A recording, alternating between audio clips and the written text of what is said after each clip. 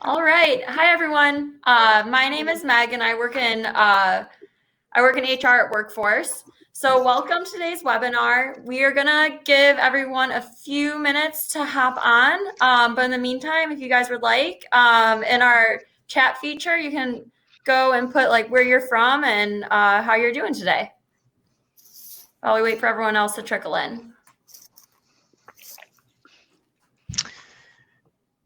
Hi, Bo. Hey. Where are you, Bo? I am in Chicago, Illinois. Wow. How's the weather? The old windy city. It's windy. So Awesome. Okay. Oh, yep. Larry, Orange County. Got to put it out there. Got to put it out there. Yeah, you got to humble brag. Well, listen, we brag here that if it gets below 60 or above 80, we complain. So. Yeah, see that whole range is still nice to us. So. Yeah. Cool. All right. Well, I guess we will just go ahead and get started. So first, I'd like to do a little bit of housekeeping on my end. So the webinar is going to run roughly 30 minutes. And be sure to keep an eye out for our poll questions throughout the webinar, just to get some engagement going. And also, we do have our chat feature, which, as you can see, it's on the side where we were going through and saying where everyone's from. And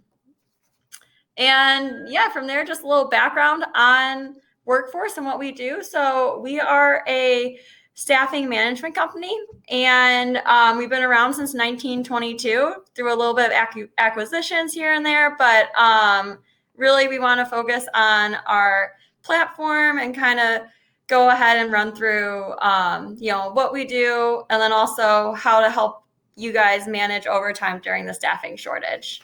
So yeah, from there, I'm going to go ahead and do some quick introductions. So we have Bo here today. He is our organizational specialist at Workforce. And also we have Larry, who is a best-selling author, an award-winning CEO, and a U.S. Army vet. So I'm going to hand it over to you guys. Slightly cooler than us. Yeah, a little bit cooler. Well, I'm glad I got the cool factor. That's good. Yeah. We talk to my kids and there's zero cool factor. So. Yeah. Let me give you a little bit more background. Yeah, I spent a bunch of years in the military, about 9 in special forces. And my first job out was as a night auditor at a little no-tell motel in San Francisco.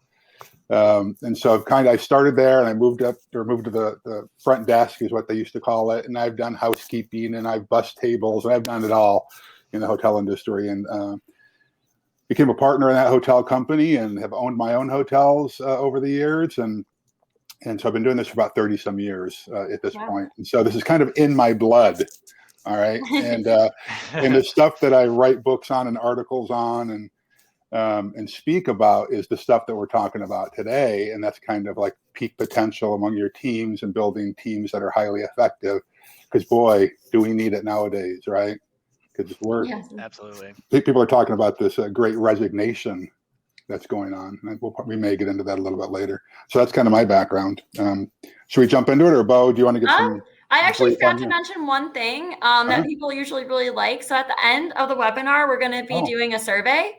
And everyone who completes the survey, you get the chance to win a $100 Amazon gift card. So just something to throw out there. Pick me. All right. Shall I go ahead? Go ahead, or yeah, go ahead? I think we're ready to go. Well, listen, hey, the hotel and hospitality industry is for folks who have been asleep for the last 18 months, has been absolutely crushed from this pandemic and shut down. And the sad part is, folks, that for the most part, this has nothing to do with your operational expertise. The rug has been ripped out from under us, and so a lot of us have been kind of really scrambling on what the heck do we do to survive, right? Mm-hmm. And for those who have survived, because we know, everybody, you look around, a lot of your competition that didn't survive, right? There's some prognosticators that are expecting in some of the major markets that 25% of the hotels will never reopen. get your brain around that for a minute. It's pretty remarkable, right? And so the hospitality sector really took the biggest hit, and I think it's going to be like one of the last industries to come out or to actually see any sort of recovery. And so that's pretty darn sad. And I think it's going to be a slow. Go ahead. What would you say that the cause of that is? Well, travel restrictions for starters. Technology is another one. People aren't non-essential travel just isn't in anyone's budget any longer. We've gotten very used to doing things like this right now and to doing video calls. So those sorts of things. Yeah. And with business travel taking such a huge dump, I mean, think about this. Think about these extended stay properties or some of these properties that you see in corporate parks where they are expected to be filled from Sunday through Thursday, but either the businesses are closed. Right. Office buildings are running, record high vacancies at this point. Who the heck is staying at these Courtyard Marriotts and those types of properties, right? I was actually just talking to a customer, I apologize. No, please. That's what this is for. Go. I was just talking to a customer who was requesting some in-person training, and that was probably the first time in over a year and a half that we've even heard of anyone opting to do that kind of engagement. So I think you're right on the ball. A lot of the business travel and the tourism, definitely, you're kind of getting the worst of both worlds hitting on both ends. Yeah, I remember. I'm old enough to be around when the 9/11 impact on the industry hit, and at that point we were saying that was the worst hit that we've had since World War II, right? Wow. Well, prognosticators and analysts and data surveyors now are saying that the pandemic has hurt the industry, or the negative impact on the industry is 9 to 10 times as great as that of the impact on 9/11. This is real, my friends. I mean, this is not something. It kind of gets a little frustrating when I hear people saying, "Yeah, well, the industry's recovering. I am in this coastal hotel in Southern California with great views of the ocean, and we're having record rates." Yeah, because that what I call revenge travel, that pent up demand for leisure travel, that's coming back, right? Yes. And where are people going? They want to have memorable experiences. They've been cooped up for a year and a half. So if they're going to go, they're not. I'm sorry, Bakersfield, but they're not going to Bakersfield, California. Okay, they're going to go to coastal California, or they're going to go to coastal Oregon, or they're going to go to nice places where they can actually get out and experience things. Get outside. Get outside, exactly. So, interestingly, on the slide here, we've got some interesting stats, I think, from the Bureau of Labor and Statistics. In that job vacancies, here's the challenge.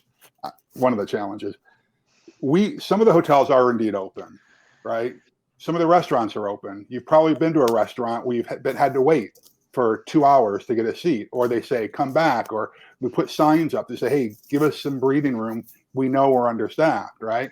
Right. But job vacancies in August 2021, there was 1,747 job vacancies in the hospitality industry, not across the U.S., I mean, in the hospitality industry, okay? Job hires in August 2021 were 1,288,000. So there's a 500 employee deficit right out of the gate, right? But what is even more alarming, and this is what a lot of people don't look at, is the job separations. There's been almost 1.5 million separations in August. That's turnover. Wow. This impacts your business, your operational efficiency. Yeah. And they say that it costs up to 50% of the annual salary for an entry-level replacement, right? If it's a mid-level person, it can cost you up to 150% of the annual salary. For your managers, for your executives, it's up to 215%. So this turnover is real. It's expensive. You are hurting my HR heart. Like, this is just a lot. Right? I'm sorry to twist the knife. One of the things I like to say is that reality is our friend, right? Yeah. We have to face this reality. Yeah. And we have to shift because of it. Right. The scary part is that there are a lot of folks who are still doing business today like they were doing it in 2019, which is one of the great things about Workforce, the tools that you guys are providing. that helps people kind of get up to speed and run their businesses more efficiently, because this recovery is not going to happen. It's not. I remember when this thing first happened, we were sitting around executive committee meetings, and I was saying, my gut tells me it's going to be a V recovery, but we need to plan as if it's going to be an L or a J or whatever letters we were using at the time, or a W recovery, right? Right. And I don't know. It's like an alphabet recovery at this point, but we're not going to see a full recovery for several years at this point. Yeah. And we need to face that. If we're not going to see that, like what McKinsey's predicting with 5 years, you can't wait an extra 2 to make an adjustment 2 years from now for those remainder of 3 years. That decision has to come right now. Exactly. That's change we need in order to wade through this time frame. Yeah, well, sadly, Bo and Meg, you guys both know this. The problem with that, though, is that it takes courage to make those decisions, right? And one of the things that helps build that courage is by having information, which is one of the great things I like about what you guys are doing. You provide information for people, right? Because if we're just trying to make decisions based on data that we had from 2019, we know in our gut it's going to be wrong, right? But the problem, I think, with a lot of property managers in particular is that they're so stuck in their day-to-day operations because they're so understaffed that the economic ramifications and them filling positions is scaring the bejeebus out of them. They don't have time to go out and do more research, right? And so the more they can rely on technology, make quick decisions, and then just make course corrections, I think the better for everybody. But this is definitely having operational impacts on the business. And I'm sorry. No, go. I might jump in here. So prior to Workforce, I was in HR at a big box retailer. And your day-to-day when you're in the store, you're just getting through to hit your numbers, hit your metrics. And it's really hard to be proactive because you have so much on your plate right then and there. So having a tool or just having something that can do it for you would just make everything so much better. Because frontline, you are just like running around doing everything and hoping people show up. Yeah. And with a labor shortage too, you're probably doing a lot of positions below you. Of course. Picking up the slack. Hey, if you're a salaried person at a hotel right now or a restaurant, yes, you are doing everything else. You're covering front desk. You are cleaning rooms. You're doing maintenance. You're running ragged, and you're working a lot more hours. And I belong to a bunch of online forums for hospitality workers, hotel owners, and it's very interesting to see the difference in some of those team members who are feeling job satisfactory and fulfillment versus those who are just, excuse the language, bitching and complaining about their jobs. And when it comes down to when you start watching the threads and seeing people comment, it's because no one's communicating with them. That's a good lesson, I think, for all of us, right? We have to communicate during these times of crisis, during these times of chaos. And so if you're watching this thing and you've got anyone that you are leading in an organization, please communicate with them. And I think the best form of communication during crisis is over communication. You can't retreat to your office and just expect that people are going to figure it out on their own. Oh, they work here every day. They know what's going on. No, they don't know what's going on oftentimes. Right. So let's switch gears here a little bit. And this is a little bit of a dated chart, but obviously the hospitality industry, every segment is just being crushed. And you can see by this that independent hotels and upper mid-scale hotels are seeing the quickest and strongest recovery, although still we're not going to get back to 2019 for several more years. Interestingly, the value of the hotel and motel industry in the U.S. in 2019 was $198 billion. Okay. And that was slashed by about 48% in 2020, down to what was about 107 billion. And it's not expected to get back up in 2021 to about 154 billion.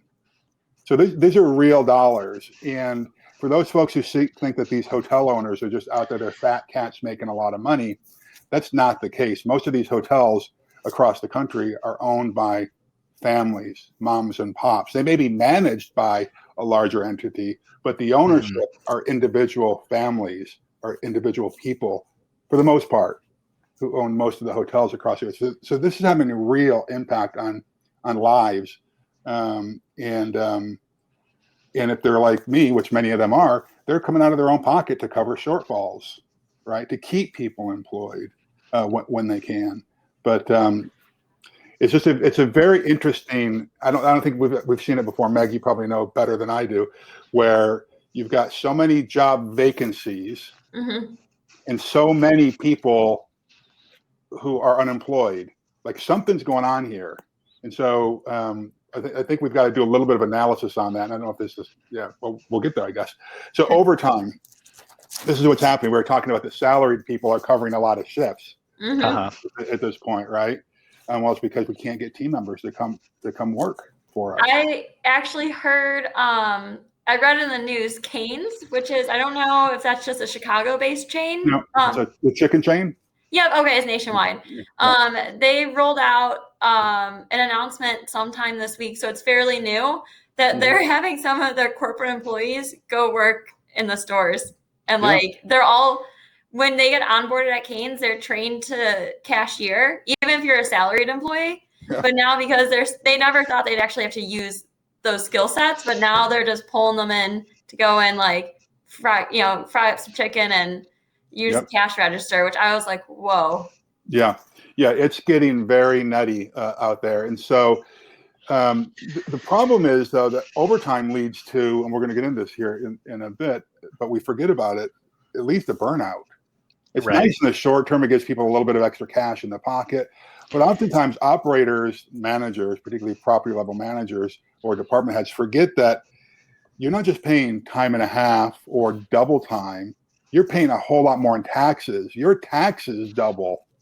It's just much more expensive to have overtime. But what we're going to have to budget for going forward is we're just going to have to budget for higher salaries. You're going to have to budget for more overtime. And you're going to have to communicate with your owners if you're not an owner on this. But if you're an owner, you got to accept. You're going to see overtime. We're in budgeting season now, right? Yeah. You're going to see more overtime in 2022. You're going to have to increase your wages. You're going to have to offer more benefits if you can. It's like what you were saying earlier on in the webinar. We really have to hone in onto the reality of the situation. And as you're building those budgets, if you're not being real with yourself and with the business on your expected overtime costs, then your numbers aren't going to be correct. You're going to be way off budget. For sure. And this burnout is just going to lead to more and more people quitting, just walking off the job. I hear stories almost every day of people who will interview or actually set up interviews and then people not show up for interviews. I've seen people come in and do a day of training and go to the restroom and never come back. Really crazy stuff that you didn't realize just a couple of years ago. And some of the headlines here will give you a week off. Please don't quit. We're seeing that a lot, but this is kind of reactionary, right? We've seen more people doing hiring bonuses. It used to be you could give somebody $50 or $100 as a hiring bonus or for a referral, and now you're looking at $300, $500, $1,000 for entry-level positions. This is the reality of the employment landscape right now. And we're going to have to just figure this thing out. And, that problem with the problem of, I'm going to go back a couple of slides here. One of the reasons RevPAR just dropped so much, not only because there was just less demand, but when things did open up, the strategy that a lot of hotels took is it was a rate strategy. Let's race to the bottom. Let's try to get people to come stay at our hotels because we've got low rates. So if a 4-star property lowers their rates by $40, they're now competing with mid-scale properties, and mid-scale properties have to lower their rates. It's like everyone ends up getting impacted by this. And of course, that delta in the average daily rate is oftentimes the profit that you're making on your rooms. This is it's an ugly, ugly cycle that we're in right now. So basically you're decreasing revenue to the point of break even, and then you're increasing costs on all of these overtime expenses and turnover expenses. That's right. Yeah. So it's scary. So some of the things that we're doing in our organization is what I'm hoping a lot of people doing. We're cross training as much as possible. absolutely as much as possible, so that not only salaried people are filling in hourly positions, but we're doing that in emergency cases. We are not taking hourly positions from people for salary by having salaried people step in. They're stepping into these hourly positions because there's nobody to fill the positions, right? So cross training is really important, except that there is going to be overtime. All right, so if labor goes up, which is our most costly, expense in the hotel, that means we have to get really efficient when it comes to all these other purchasing. And we went in and we just renegotiated every contract we had. Everything that was outsourced, we went in and renegotiated. That's just what you're going to have to do. Now, we are limiting our drug testing now. We used to drug test everybody who came into the organization, right? And we're limiting that now. If you handle cash, we're doing it. We're still doing our background checks on those types of positions. I think that's a wise thing that you should be doing. But we're loosening those types of things. And I'd love to hear from folks if you got other ideas on what you're doing to handle this. I'd appreciate it. But this is one of the signs, Meg, that you're kind of talking about, that you're seeing in more and more places. Yeah. Please be patient. We're very understaffed. You're seeing that every place that you go. Right?